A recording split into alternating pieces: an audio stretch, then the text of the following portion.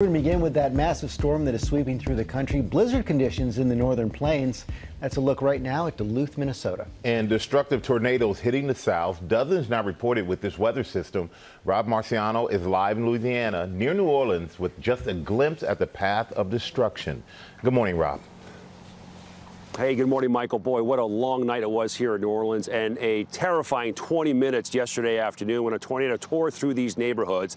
This home behind me was lifted up off its foundation, then violently slammed to the ground, the exterior walls caving in while the family was inside. They're okay. As a matter of fact, everybody on this block that we talked to survived miraculously without serious injury. But you see all the damage. There's sheet metal wrapped around this telephone pole, that power line there. There's chunks, entire sections of roofs and walls that are splayed across the ground here. Every home on this street badly damaged, if not destroyed. Dozens, if not hundreds of homes across the western banks of New Orleans now this morning unlivable.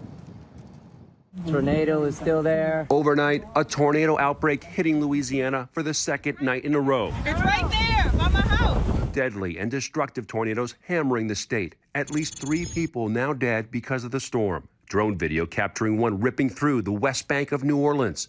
A massive funnel cloud seen looming over the city from the highway, and we were right there on the ground as the threat unfolded. New Orleans now under a tornado warning, the rotation about 5 miles that way, just over the Mississippi, but with all this rain, we won't see it coming, and it's heading right for downtown.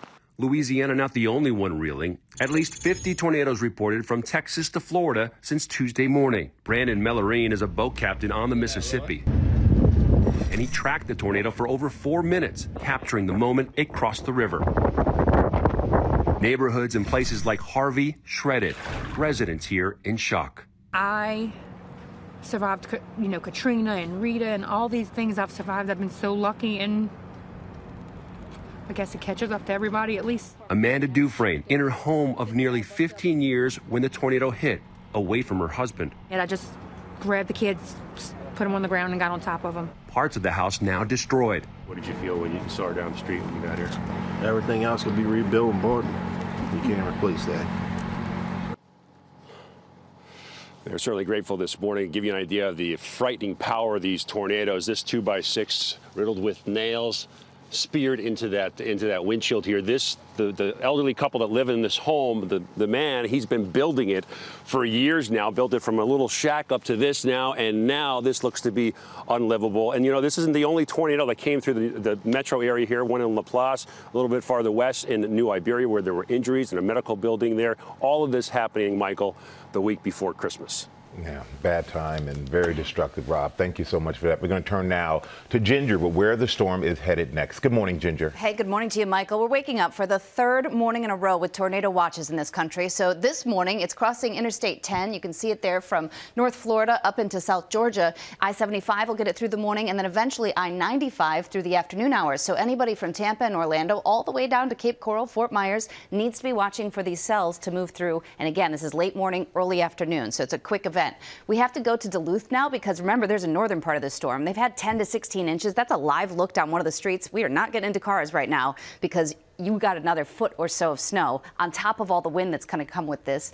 You go to South Dakota, western South Dakota, up to 3 feet already. They've had to shut down parts of major highways, some of them reopening along the Wyoming state line. But take this to the east, and we're going to see ice. Already a 1/4 inch of ice in some parts of Appalachia. We'll end up with 3/4 of an inch of freezing rain. That means the rain falls onto this frozen, and it freezes on contact, creates that glaze through the central there, College Station, George, snow in the Green and White Mountains. Boy, it is coming. Okay, Ginger, thanks very much. Hi, everyone. George Stephanopoulos here. Thanks for checking out the ABC News YouTube channel. If you'd like to get more videos, show highlights, and watch live event coverage, click on the right over here to subscribe to our channel. And don't forget to download the ABC News app for breaking news alerts. Thanks for watching.